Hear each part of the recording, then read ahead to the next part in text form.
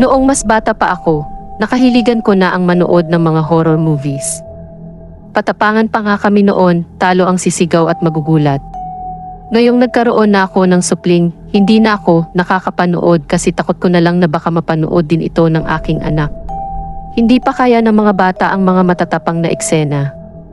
Pero kagabi, hinintay ko siyang makatulog para makanood ako. May bagong labas kasi na horror movie at na-curious ako. Inabot na nga ako ng hating gabi. Sabi ko, basic. Di man lang ako nagulat o napasigaw.